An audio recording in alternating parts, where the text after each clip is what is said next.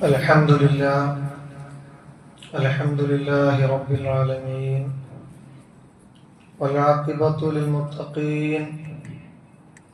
اللهم صل على رسولك وحبيبك سيدنا ومولانا محمد. بسم الله الرحمن الرحيم. لله ملك السماوات والأرض يخلق ما يشاء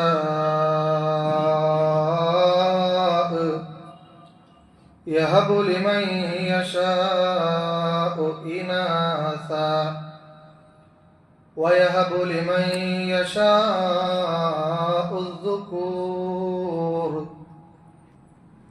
أو يزوجهم ذكرانا وإناثا ويجعل من يشاء عقيما إنه عليم قدير. صدق الله العلي العظيم. ഏറ്റവും ബഹുമാനമുള്ള സത്യവിശ്വാസികളെ, അസ്സലാമു അലൈക്കും വറഹ്മത്തുള്ളാഹി വബറകാതുഹു. അല്ലാഹു സുബ്ഹാനഹു വ തആല അവന്റെ കൽപ്പനകൾ അനുസരിച്ച് ജീവിക്കുന്ന യഥാർത്ഥ മുത്തഖീങ്ങളിൽ മുഅ്മിനീങ്ങളിൽ നാം അവരെയും ഉൾപ്പെടുത്തി അനുഗ്രഹിക്കുമാറാവട്ടെ. അള്ളാഹു നമുക്ക് നൽകിയ എല്ലാ അനുഗ്രഹങ്ങളും അള്ളാഹു നിലനിർത്തുമാറാവട്ടെ. അള്ളാഹു നമുക്ക് നൽകിയ ധാരാളം അനുഗ്രഹങ്ങളുണ്ട്. ആ അനുഗ്രഹങ്ങളിൽ ഏറ്റവും പ്രധാനപ്പെട്ട ഒന്നാണ് നമ്മുടെ മക്കൾ. മക്കളുടെയും പേരമക്കളുടെയും കളിയും ചിരിയും ആരവങ്ങളുമൊക്കെ ഉയരുന്ന ഗൃഹാന്തരീക്ഷം, കുടുംബാന്തരീക്ഷം അത്രമേൽ ആനന്ദകരവും സന്തോഷകരവുമാണ്. ഹിബത്ത് എന്നാണ് സന്താനത്തെ ഖുർആൻ പരിചയപ്പെടുത്തുന്നത്. സമ്മാനം എന്നാണ് അതിൻ്റെ അർത്ഥം. അള്ളാഹു നമുക്ക് നൽകിയ മക്കൾ നമ്മുടെ സൃഷ്ടാവായ അള്ളാഹു നമുക്ക് സമ്മാനമായി നൽകിയ ആൺകുട്ടികളും പെൺകുട്ടികളുമാണ്. അവിടെ ഒരു വിശ്വാസിയെ സംബന്ധിച്ചിടത്തോളം, ഒരു മുസ്ലിമിനെ സംബന്ധിച്ചിടത്തോളം മക്കൾ എന്ന സങ്കല്പം പറയുമ്പോൾ ആൺ പെൺ വ്യത്യാസങ്ങൾ അവിടെ ഇല്ല. അങ്ങനെ ഉണ്ടായിരുന്നു, സമൂഹത്തിൽ അങ്ങനെ ഉണ്ടായിരുന്നു. ആണുങ്ങളോട് വല്ലാത്തൊരു താല്പര്യവും പെൺകുട്ടികളോട് തീരെ താല്പര്യമില്ലാത്ത അവസ്ഥയും, അങ്ങനെ ജനിക്കുന്ന പെൺകുട്ടികളെ ജീവനോടെ കുഴിച്ചുമൂടിയിരുന്ന സാമൂഹിക സാഹചര്യങ്ങളൊക്കെ ആയിരുന്നു പ്രിയപ്പെട്ട മുഹമ്മദ് മുസ്തഫ സല്ലല്ലാഹു അലൈഹി വസല്ലമ തങ്ങളുടെ കാലഘട്ടത്തിൽ. ഇന്നും അങ്ങനെയുള്ള ചില സമൂഹം, ചില വ്യക്തികളൊക്കെ ഉണ്ട്. അത് അവരുടെ ധാരണാപിശകും അവര് വെച്ച് പുലർത്തുന്ന ദാമ്പത്യ ജീവിതത്തെക്കുറിച്ചുള്ള കാഴ്ചപ്പാടും മക്കളെക്കുറിച്ചുള്ള കാഴ്ചപ്പാടുമൊക്കെയാണ് അങ്ങനെ ചിന്തിക്കാൻ പലരെയും പല വിഭാഗത്തെയും പ്രേരിപ്പിക്കുന്നത്. ഇസ്ലാമിനെ സംബന്ധിച്ചിടത്തോളം മക്കൾ സൗഭാഗ്യമാണ്. മക്കൾ ഉണ്ടാകണം. എത്ര മക്കൾ ഉണ്ടാകണം എന്നതിനൊന്നും കൃത്യമായ ഒരു തീരുമാനം പറഞ്ഞിട്ടില്ല. തസവ്വജു അൽ വലൂദ് അൽ വദൂദ് എന്നാണ് മുഹമ്മദ് മുസ്തഫ സല്ലല്ലാഹു അലൈഹി വസല്ലം തങ്ങൾ പറഞ്ഞത്. നിങ്ങൾ കല്യാണം കഴിക്കണം, നിങ്ങളെ സ്നേഹസമ്പന്നയായ ഇണയെ നിങ്ങൾ തിരഞ്ഞെടുക്കണം. മക്കളൊക്കെ നോക്കാൻ പറ്റുന്ന, മക്കളെ പരിചരിക്കാൻ കഴിയുന്ന നല്ല കുടുംബിനികളെ നിങ്ങൾ തിരഞ്ഞെടുക്കണം. നല്ല വധുവരന്മാരായിരിക്കണം. നിങ്ങൾ കല്യാണം കഴിക്കുന്ന സന്ദർഭത്തിൽ നിങ്ങൾ ആലോചന നടത്തേണ്ടതും ആ രൂപത്തിലാണ് നിങ്ങൾ വൈവാഹിക ജീവിതത്തിലേക്ക് കാലെടുത്തു വെക്കേണ്ടതും എന്നതാണ് വിശുദ്ധ ഇസ്ലാമിന്റെ കൽപ്പന, നിർദ്ദേശം. അതുകൊണ്ട് തന്നെയാണ് മുസ്ലിമീങ്ങളെ സംബന്ധിച്ചിടത്തോളം, വിശ്വാസിയെ സംബന്ധിച്ചിടത്തോളം അവന്റെ നിക്കാഹ് വരുമ്പോൾ ആ രൂപത്തിലാണ് അവൻ ആലോചിക്കുന്നത്. എത്ര മക്കളുണ്ടാകണം എന്നുള്ളത് ഒരു അച്ഛനും അമ്മയും അല്ലെങ്കിൽ ഒരു ഉപ്പയും ഉമ്മയും അല്ല തീരുമാനിക്കുന്നത്. അത് സൃഷ്ടാവായ അള്ളാഹുവാണ് തീരുമാനിക്കുന്നത് എന്നൊരു വിശ്വാസമാണ് ഒരു മുസ്ലിമിന് ഉണ്ടാകേണ്ടത്. അതുകൊണ്ട് തന്നെയാണ് പലപ്പോഴും ഈ പുതിയ ഒരു രാഷ്ട്രീയ സാഹചര്യത്തിലൊക്കെ മുസ്ലിം സമുദായത്തിന്റെ എണ്ണസംഖ്യ വർദ്ധിച്ചുകൊണ്ടിരിക്കുകയാണ്. അവരുടെ എണ്ണം ഇങ്ങനെ കൂടിക്കൊണ്ടിരിക്കുകയാണ്, നമുക്ക് എണ്ണം കുറവാണ് എന്നൊക്കെ ചില അസ്വസ്ഥതകൾ അനുഭവിക്കുന്ന, ഇസ്ലാമിനോട് വിരോധം വെച്ച് പുലർത്തുന്ന ആളുകൾ പറഞ്ഞുകൊണ്ടിരിക്കുന്നത്. അത്തരം ആളുകൾക്ക് പറയേണ്ടി വരും, ഇനി നിങ്ങൾ കൂടുതൽ കല്യാണം കഴിക്കൂ, കൂടുതൽ സന്താനങ്ങൾ ഉണ്ടാക്കൂ എന്നൊക്കെ പറയേണ്ടി വരുന്ന ഒരു സാമൂഹിക സാഹചര്യം അത് അവരുടെ ആദർശത്തിന്റെ, അവരുടെ വിശ്വാസത്തിന്റെ, അവരുടെ സംസ്കാരത്തിന്റെ ഒരു പോരായ്മയായിട്ട് വേണം കണക്കാക്കാൻ. ഒരു മുസ്ലിമിനെ സംബന്ധിച്ചിടത്തോളം അങ്ങനെയുള്ള യാതൊരു ആശങ്കയുമില്ല. അവന് ലഭ്യമാകുന്ന, അല്ലെങ്കിൽ നമുക്ക് ലഭ്യമായ ഓരോ സന്താനവും ഓരോരോ സമ്മാനം ആണ് എന്നാണ് ഖുർആൻ പറയുന്നത്. അതാണ് യഹബു ലിമൻ യശാ. അല്ലാഹു തആല അവൻ ഉദ്ദേശിച്ച ആളുകൾക്ക് സമ്മാനമായിട്ട് കൊടുക്കും ഇനാസ, പെൺകുട്ടികളെ. വയഹബു ലിമൻ യശാഉ ദുകൂർ. അല്ലാഹു തആല ഉദ്ദേശിച്ച ആളുകൾക്ക് സമാനമായി ആൺകുട്ടികളെ കൊടുക്കും. ഔ യുസവ്വിജുഹും ദുക്റാനൗ വഇനാസാ. അല്ലെങ്കിൽ ചില ദമ്പതിമാർക്ക് ആൺകുട്ടികളെയും പെൺകുട്ടികളെയും ഇടകലർത്തി കൊടുക്കും. ഇന്നത് ഈ ഗർഭിണി ആണ് പ്രസവിക്കണം അല്ലെങ്കിൽ പെണ്ണിനെ പ്രസവിക്കണം എന്ന് നമുക്ക് ആഗ്രഹിക്കാം. പക്ഷേ അവിടെ ആണാക്കുന്നതും പെണ്ണാക്കുന്നതും സൃഷ്ടികർത്താവായ അള്ളാഹുവാണ്. അത് ആണായി പറഞ്ഞാലും ഒരു വിശ്വാസിക്ക് സന്തോഷമുണ്ടാകണം, അതൊരു പെണ്ണായി പറഞ്ഞാലും വിശ്വാസിക്ക് സന്തോഷമുണ്ടാകണം. അങ്ങനെ ആയിരുന്നില്ല അന്ന്. പെണ്ണ് ജനിക്കുമ്പോ മുഖം വിവർണമാവുകയും ജീവനോടെ കുഴിച്ചു കൂടുകയും ചെയ്യപ്പെടുന്ന ഒരു സാമൂഹിക സാഹചര്യത്തിലാണ് വിശുദ്ധ ഖുർആന്റെ ഈ ശാസന എന്ന് നമ്മൾ മനസ്സിലാക്കണം. എന്നിട്ട് അല്ലാഹു തആല പറയാണ് വയജ്അലു മൻ യശാഉ അഖീമാ. എന്നാൽ ചില ആളുകൾക്ക് അല്ലാഹു തആല മക്കളെ കൊടുക്കുകയില്ല, സന്താന ഭാഗ്യം അവർക്കുണ്ടാവില്ല. സന്താന ഭാഗ്യമില്ലാത്ത ആൾ എന്താ ചെയ്യുക? അത് അള്ളാഹുവിന്റെ ഒരു പരീക്ഷണമാണ്. കുറെ മക്കളെ കൊടുത്തു, അത് അള്ളാഹുവിന്റെ ഒരു സൗഭാഗ്യം, അള്ളാഹു അവന് നൽകിയ ഒരു അനുഗ്രഹമാണ്. ഇന്നഹു അലീമുൻ ഖദീർ. നിശ്ചയം അല്ലാഹു തആല എല്ലാം അറിയുന്നവനാണ്, എല്ലാത്തിനും കഴിവുള്ളവനാണ്. അങ്ങനെ മക്കൾ നമ്മൾക്ക് സൗഭാഗ്യമായി സമ്മാനമായി അല്ലാഹു തആല നൽകുമ്പോൾ പലപ്പോഴും നമ്മൾ ആലോചിക്കേണ്ടത് അത് നമ്മുടെ ഒരു ഭാഗ്യമാണ്, അതൊരു ദൗർഭാഗ്യമായിട്ട് മാറാൻ പാടില്ല എന്നുള്ളതാണ്. ആ സമ്മാനം നമുക്ക് പിന്നീട് ഒരു ശല്യമായി മാറാൻ പാടില്ല. ആ സമ്മാനം പിന്നീട് നമുക്കൊരു ബുദ്ധിമുട്ടുണ്ടാകാൻ പാടില്ല. ആ സമ്മാനം കൊണ്ട് പിന്നീട് നമ്മൾക്ക് മാനസികമായൊരു പ്രയാസം ഉണ്ടാകാൻ പാടില്ല. ആ മക്കളെ കൊണ്ട് സന്തോഷിക്കുന്ന മാതാപിതാക്കളായിട്ട് നിങ്ങൾ മാറണം എന്നതാണ് സർവശക്തനായ അല്ലാഹു സുബ്ഹാനഹു വ തആല നമ്മെ പഠിപ്പിക്കുന്നത്. പലപ്പോഴും ദൗർഭാഗ്യമായി മാറുന്ന മക്കളെ കുറിച്ചുള്ള സങ്കടങ്ങൾ നമ്മൾ കേൾക്കാറുണ്ട്, അത്തരം പത്രവാർത്തകൾ നമ്മൾ കാണാറുണ്ട്, മനസ്സിലാക്കാറുണ്ട്. നമ്മൾ ഒരു വിത്തിട്ട് അത് മുളച്ചു വരുന്ന വൃക്ഷത്തൈക്ക് ആവശ്യമായ അളവില് വെള്ളവും വളവും നൽകാറുണ്ട്. എന്നാൽ സമയാസമയങ്ങളിൽ അതിനെ പ്രതികൂലമായി ബാധിക്കുന്ന, വളർച്ചയെ പ്രതികൂലമായി ബാധിക്കുന്ന കളകൾ വരുമ്പോ, ബുദ്ധിമുട്ടുകൾ വരുന്ന സമയത്ത് ആ കളകൾ പറിച്ച് ആ വൃക്ഷത്തൈയെ നല്ല നിലയിൽ വളർത്താനാണ് നമ്മൾ ശ്രമിക്കാറുള്ളത്. വെറും അതിന് വൃക്ഷത്തൈക്ക് ആവശ്യമായ വളങ്ങൾ മാത്രമല്ല, അതിലെ കിളകളും അതിന്റെ ബുദ്ധിമുട്ടുകളും ഒക്കെ നീക്കുന്ന ഒരു പ്രവൃത്തി കൂടി ചെയ്യുമ്പോഴാണ് ആ വൃക്ഷത്തൈ നന്നായി വളരുക, അല്ലെങ്കിൽ ആ വൃക്ഷത്തൈ ഒരു പാഴ്മരമായിട്ട് മാറും. പലപ്പോഴും നമ്മളെ മക്കൾക്ക് എല്ലാ കാര്യങ്ങളും ചെയ്തു കൊടുക്കും, പക്ഷേ സംഭവിക്കുന്ന ചില പ്രശ്നങ്ങള്, ചില പ്രയാസങ്ങൾ പരിചരിക്കുന്ന കാര്യത്തിൽ മാതാപിതാക്കൾ പരാജയപ്പെടുന്നിടത്താണ് ആ മക്കള് നമുക്ക് ഉപകാരമില്ലാത്ത മക്കളായിട്ട് മാറുന്നത്, അല്ലെങ്കിൽ നമ്മളെ മാനസികമായി പ്രയാസപ്പെടുത്തുന്ന ഒരു മക്കളായിട്ട് മാറുന്നത്. വിശുദ്ധ ഖുർആൻ അതിനെ കുറിച്ച് പറയുന്നുണ്ട്. അല്ലാഹു സുബ്ഹാനഹു വ തആല വളരെ കൃത്യമായിട്ട് പറയാണ്, ഒരു താക്കീതായിട്ടാണ് പറയുന്നത്. നിങ്ങൾക്ക് അല്ലാഹു തആല നൽകിയ മക്കളുണ്ടല്ലോ, സന്താനങ്ങളുണ്ടല്ലോ, ആ സന്താനങ്ങളെ നിങ്ങൾ കൃത്യമായി പരിചരിക്കണം. അത് നിങ്ങളുടെ ഉത്തരവാദിത്വമാണ്, നിങ്ങളുടെ ബാധ്യതയാണ്. ആ മക്കൾക്ക് എന്തെങ്കിലും കോട്ടം സംഭവിച്ചാൽ, അല്ലെങ്കിൽ ആ മക്കളിൽ നിന്ന് നിങ്ങൾ ഉദ്ദേശിക്കുന്ന കാര്യങ്ങൾ ലഭിച്ചില്ല എങ്കിൽ, നിങ്ങൾ ആഗ്രഹിക്കുന്നത് പോലെ സ്നേഹം ലഭിച്ചില്ല എങ്കിൽ, നിങ്ങളുടെ പ്രതീക്ഷക്കത്ത് ആ മക്കൾ വളർന്നിട്ടില്ല എങ്കിൽ, അതിന്റെ ഉത്തരവാദികൾ നിങ്ങൾ തന്നെയാണ്.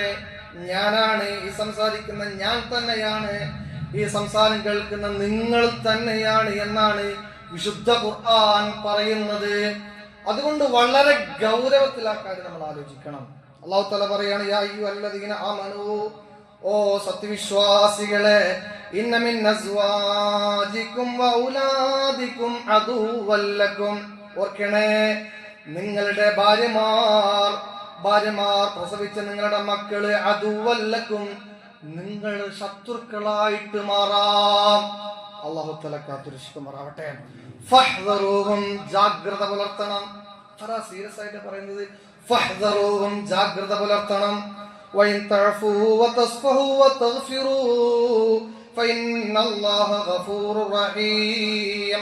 പരമാവധി ജാഗ്രത പുലർത്തുക. നിങ്ങൾ കൈപ്പിടിയിൽ നിന്ന് വിട്ടുപോയാൽ കാരുണ്യവാനായ അല്ലാഹു നിങ്ങളോട് പൊറുക്കുന്നതാണ്. പക്ഷെ നിങ്ങൾ ജാഗ്രത പുലർത്തണം. ഇന്നമാ അംവാലുക്കും വഔലാദുക്കും ഫിത്നാ. നിങ്ങളുടെ മക്കള്, നിങ്ങളുടെ സന്താനമൊക്കെ നിങ്ങൾക്ക് സൗഭാഗ്യമാണ്, അനുഗ്രഹമാണ്. പക്ഷേ ഫിത്നത്തും നിങ്ങൾക്കൊരു നാശമായി ഭവിച്ചേക്കാം. വല്ലാഹു ഇൻദഹു അജ്റുൻ അലീം. അല്ലാഹുവിന്റെ അടുക്കലാകുന്ന ഏറ്റവും ഉന്നതമായ പ്രതിഫലമുള്ളത്. ഇണകളും നമ്മുടെ രക്തത്തിൽ പറഞ്ഞ മക്കളും നമ്മോട് ശത്രുത വെച്ച് പുലർത്തുന്ന അവസ്ഥ അതേറെ ദുഃഖകരമാണ്. മക്കൾ പിഴച്ചു പോവാതിരിക്കാൻ നമുക്ക് എന്താ ചെയ്യാൻ കഴിയാം? അതിനും ഖുർആനിൽ വഴിയുണ്ട്. അഥവാ മക്കളെ, നിങ്ങൾ സന്താനങ്ങൾക്ക് ജന്മം നൽകണം.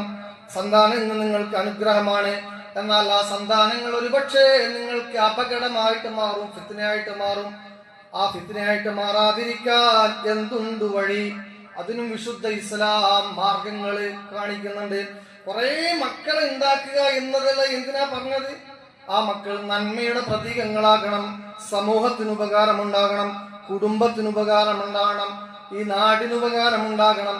അതല്ലാത്ത മക്കൾ ഉണ്ടായിട്ട് ഒരു കാര്യവുമില്ല.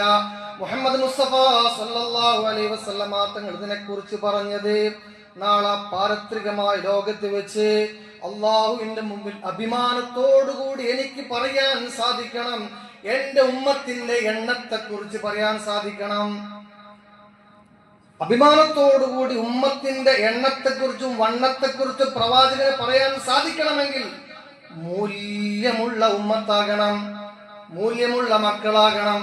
അല്ലാതെ കുറെ എണ്ണം ഉണ്ടായിട്ട് കാര്യമില്ല.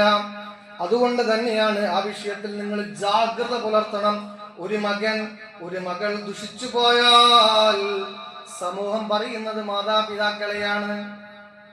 അഥവാ മക്കളെ കല്യാണം കഴിച്ച് മക്കൾക്ക് ജന്മം നൽകുക എന്നുള്ള പ്രാഥമികമായ കാര്യം ചെയ്താൽ പോരാ. അവരുടെ ഭാവിയെ കുറിച്ച്, അവരുടെ ഫ്യൂച്ചറിനെ കുറിച്ച്, ആ ഫ്യൂച്ചറിൽ എന്തെല്ലാം ആവാഹിക്കണം എന്നതിനെ കുറിച്ച്, അവരാരായി മാറണം എന്നതിനെ കുറിച്ച് ഒരു കൃത്യമായ കാഴ്ചപ്പാടുകൂടെ മാതാപിതാക്കൾക്ക് ഉണ്ടാകേണ്ടത് അനിവാര്യമാണ്. മക്കൾ നല്ല വഴിയിൽ വരാൻ ഈ ഖുർആന്റെ പശ്ചാത്തലത്തിൽ നമുക്ക് മനസ്സിലാക്കാൻ സാധിക്കുന്ന 3 വഴികളാണ് ഖുർആൻ പറയുന്നത്.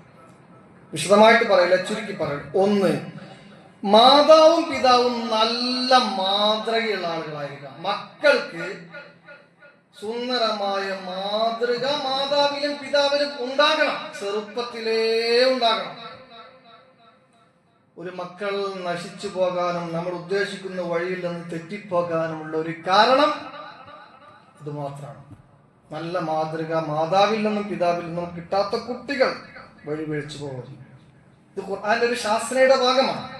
മറ്റൊന്ന്, നല്ല കൃത്യമായ പരിചരണം വേണം. നേരത്തെ നമ്മൾ പറഞ്ഞതുപോലെ ഒരു വൃക്ഷത്തൈ നട്ട് അതിനെ പരിചരിക്കുന്നത് പോലെ നല്ല ശ്രദ്ധയോടുകൂടിയുള്ള പരിഗണനയോടുകൂടിയുള്ള പരിചരണം വേണം.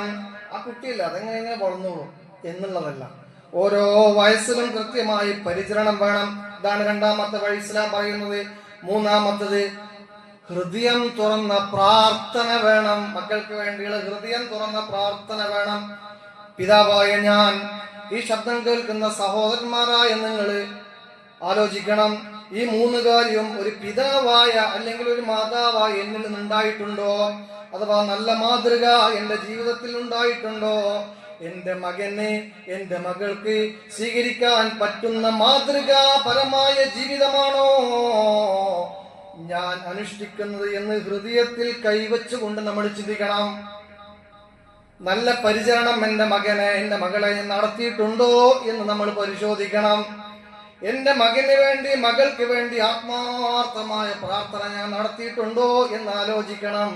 അതാണ് ഖുർആൻ പറയുന്നത്, വല്ലദീന യഖൂലൂൻ, യഥാർത്ഥമായ വിശ്വാസികൾ അവർ പ്രാർത്ഥിച്ചു കൊണ്ടിരിക്കും, റബ്ബനാ ഹബ് ലനാ മിൻ അസ്വാജിനാ വദുരിയാതിനാ ഖുർറത അയ്യുനിൻ വജഅൽനാ ലിൽ മുത്തഖീന ഇമാമാ. അല്ലാഹുവേ, ഹബ്ലന, എനിക്ക് നീ സമ്മാനമായിട്ട് നൽകണം. അവിടെയും ഹബിലന ഹിബത്ത് പോലെയുള്ള ഒരു പ്രയോഗം. എനിക്ക് നീ നൽകണം, മിൻ അസ്വാജിന, എന്റെ ഭാര്യമാരിൽ നിന്ന്, വദുരിയാതിന, ഭാര്യമാരുടെ മക്കളിൽ നിന്ന്, അഥവാ മക്കളിൽ നിന്നും മരുമക്കളിൽ നിന്നും പേരമക്കളിൽ നിന്നും, അഥവാ വലിയൊരു തലമുറ ഇവിടെ ഉണ്ടാകണം. നന്മയുടെ പ്രതീകമായ തലമുറ, അത് നമ്മുടെ ആശയമാണ്, നമ്മുടെ ഒരു ആദർശമാണ്. അഥവാ ശാരീരികമായ, വൈകാരികമായ, ലൈംഗികമായ ഒരു ദാഹത്തിന് വേണ്ടി മാത്രമല്ല ഭാര്യയെ സമീപിക്കേണ്ടത്. അതല്ല വിവാഹത്തിന്റെ ലക്ഷ്യം. നേരെ മറിച്ച് ഒരു പുതിയൊരു ജനറേഷനാണ്. ആ ജനറേഷൻ എങ്ങനെയുള്ള ജനറേഷൻ ആകണം? ഖുർറത്തായിൻ, എന്റെ കണ്ണിന് കുളിർമ നൽകുന്ന ജനറേഷൻ, എന്റെ കണ്ണിന് കുളിർമ നൽകുന്ന മക്കളാകണം. അത്ര സുന്ദരമായൊരു ഭാഷ വേറെയില്ല. മക്കൾ, ആ മക്കൾ കണ്ണിന് കുളിർമ നൽകുന്ന മക്കള്, ഹൃദയത്തിന് ഹരം നൽകുന്ന മക്കള്, ഹൃദയത്തിന് സന്തോഷം നൽകുന്ന മക്കള്. അങ്ങനെ കണ്ണിന് കുളിർമയും ഹൃദയത്തിന് കുളിരും നൽകുന്ന, സന്തോഷവും നൽകുന്ന മക്കളെ റബ്ബേ നീ എനിക്ക് നൽകണമേ എന്നായിരിക്കണം വിശ്വാസിയുടെ പ്രാർത്ഥന. എന്റെ ജീനിലുള്ള സ്വന്തം മകൻ മാത്രമല്ല, എന്റെ ജീനിൽ പറഞ്ഞ മകന്റെ മകൻ അങ്ങനെയാകണം. എന്റെ മകൾ മാത്രമല്ല, എന്റെ മകളുടെ മകൻ അങ്ങനെയാകണം. അതാണ് വിശ്വാസിയുടെ പ്രാർത്ഥന. അത് പ്രാർത്ഥനയാണ് എന്ന് മാത്രമല്ല, വജഅൽനാ ലിൽ മുത്തഖീന ഇമാമാ, ഞങ്ങളെയൊക്കെ മുത്തഖീങ്ങൾക്ക് നീ ഇമാമാക്കണം. മുത്തഖീങ്ങൾക്ക് ഇമാം എന്ന് പറയുമ്പോൾ ഈ നാട്ടിലെ നല്ല മനുഷ്യന്മാരുടെ മുന്നിൽ നിൽക്കാൻ മാത്രം യോഗ്യമാക്കണം.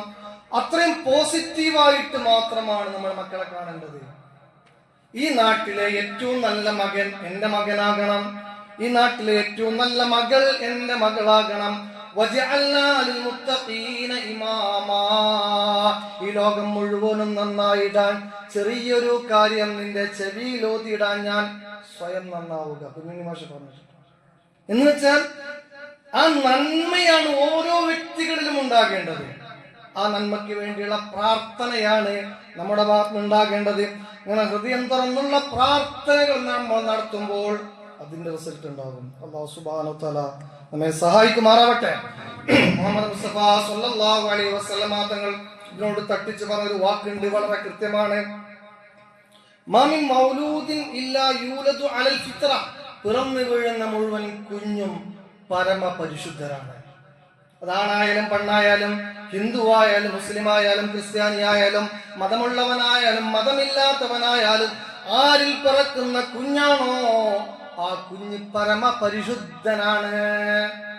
പിന്നീടോ അബവാഹു, അവന്റെ മാതാവും പിതാവുമാണ്. അവനെ യഹൂദനാക്കുന്നത്, അല്ലെങ്കിൽ നസ്രാനിയാക്കുന്നത്, അല്ലെങ്കിൽ അവനെ മതമില്ലാത്തവനാക്കി മാറ്റുന്നത്. അങ്ങനല്ലേ? ഏത് കുടുംബത്തിലാണോ, ഏത് അച്ഛന്റെയും അമ്മയുടെയും മകനായിട്ടാണ് ജനിക്കുന്നത്, അതേപോലെ ആകുമെന്നാണ് പറഞ്ഞ താല്പര്യം. ഇത് വളരെ ഗൗരവപ്പെട്ട കാര്യമാണ്. ഇത് മുഹമ്മദ് മുസ്തഫ സ്വല്ലല്ലാഹു അലൈഹി വസല്ലമ തങ്ങൾ നമ്മോട് പറയുമ്പോ നമ്മുടെ മക്കൾ അത് ദീനുള്ള മൂല്യമുള്ള മക്കളായി മാറണം. അതിൽ നമ്മൾ ശ്രദ്ധിക്കാതിരുന്നാൽ യുവഹിദാനിഹി, അവൻ അങ്ങോട്ട് പോകും, യുനസ്സിറാനിഹി, അങ്ങോട്ട് പോകും, അവൻ മതമില്ലാത്തവനായി മാറും, അവൻ തോന്നിവാസിയായിട്ട് മാറും. എന്ന് മുഹമ്മദ് മുസ്തഫ സല്ലല്ലാഹു അലൈഹി വസല്ലം പറയാം. അതുകൊണ്ട് ആ വിഷയത്തിൽ നല്ല ഗൗരവം നമുക്കുണ്ടാകണം. 2 തരം ഭാവികളാണ് നമ്മിലൂടെ മക്കൾക്ക് പോകുന്നത്. ഇതും കൂടി പറഞ്ഞ് അവസാനിപ്പിക്കാം. ഒന്ന്, ഇഹലോകത്തെ അവന്റെ ഭാവി നഷ്ടപ്പെട്ടു പോവുകയാണ്. മറ്റൊന്ന് പരലോകത്തും. ഈ 2 ലോകത്തേക്കും ഉള്ളതാണ് നമ്മുടെ സമ്പത്തും നമ്മുടെ മക്കളുമൊക്കെ. അതാണ് നമ്മൾ മരിച്ചു പോയാൽ, നമ്മൾ മരണപ്പെട്ടു പോയാൽ നിന്നിൽ നിന്നെല്ലാം മുറിഞ്ഞുപോയി. 3 കാര്യങ്ങൾ ഒഴികെ. അതിൽപ്പെട്ട ഒന്ന് വവലദുൻ സ്വാലിഹുൻ യദ്ഉലഹു, നമുക്ക് വേണ്ടി പ്രാർത്ഥിക്കുന്ന മക്കളാണ്. അത് അവശേഷിക്കും. അല്ലാഹു തആല നമ്മുടെ മക്കൾ അങ്ങനെ ആക്കുമാറാവട്ടെ. ഇത് പ്രധാനപ്പെട്ട ഒരു ഭാഗമാണ്. നമുക്ക് വേണ്ടി പ്രാർത്ഥിക്കുന്ന മക്കൾ, ആ മക്കൾ ആ രൂപത്തിലേക്ക് വളർത്തിക്കൊണ്ടുവരുവാനുള്ള ഉത്തരവാദിത്വം ഓരോ സത്യവിശ്വാസിക്കുമുണ്ട്. മക്കളുടെ വളർച്ചയുടെ ഓരോ ഘട്ടത്തിലും അവരുടെ ആവശ്യങ്ങൾ നിറവേറ്റി കൊടുക്കുന്നതിൽ നമ്മൾ ശ്രദ്ധരാണ്. അവരുടെ ഭാവി ഭാസുരമാക്കുന്നതിൽ നമ്മൾ അക്ഷീണം യത്നിക്കുന്നതാണ്. എന്നാൽ അവരുടെ ആത്മീയ വളർച്ചയ്ക്ക് വേണ്ടി, ദീനിയായ വികാസത്തിന് വേണ്ടി എന്ത് പരിശ്രമമാണ് നമ്മൾ നടത്തിയത് എന്ന് നെഞ്ചത്ത് കൈവച്ചുകൊണ്ട് ആലോചിക്കുക.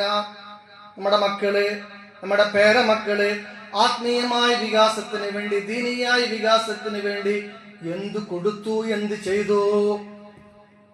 ഈ ഒരു താക്കീതാണ്. ഫഹ്ദറുഹും, അതിനെക്കുറിച്ച് നിങ്ങൾ ആലോചിക്കണം. പുതിയ കാലഘട്ടത്തിൽ പ്രത്യേകിച്ച് മൊബൈലിന്റെ അശ്ലീലത, വഴിതെറ്റുന്ന കൂട്ടുകാര്, മദ്യം, മയക്കുമരുന്ന്, നിരീശ്വരവാദ ചിന്താഗതികള്, സ്വതന്ത്ര ലൈംഗികത, നവ ലിബറൽ ആശയങ്ങളൊക്കെ വന്നിട്ട് നമ്മുടെ സമൂഹത്തെ, നമ്മുടെ മക്കളെ പുതിയ ട്രെൻഡായി, പുതിയ വിരോധമായി, പുതിയ വിരോധാഭാസമായിട്ട് മുസ്ലിം കമ്മ്യൂണിറ്റി ആചരിക്കുന്ന, അനുഷ്ഠിക്കുന്ന വസ്ത്രധാരണം പോലും ഇതേപോലെ സംശയത്തിന്റെയും ഭീകരതയുടെയും നിഴലിലായിട്ട് മാറ്റുമ്പോ അത്തരം സംസ്കാരത്തിലേക്ക് നാം കൂടുതൽ കൂടുതൽ ആഴ്ന്നിറങ്ങുകയും ഇസ്ലാമിക മൂല്യങ്ങളെ കാത്തുസൂക്ഷിക്കുകയും ചെയ്യുക. അത്തരം സംസ്കാരങ്ങൾ, വിശ്വാസങ്ങൾ, ദീന് നമ്മുടെ മക്കൾക്ക് നമ്മൾ പഠിപ്പിച്ചു കൊടുക്കാൻ ശ്രമിക്കുക.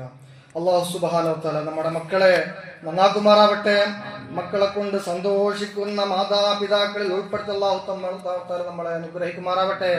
അസ്സലാമു അലൈക്കും വറഹ്മത്തുള്ളാഹി വബറകാതുഹു.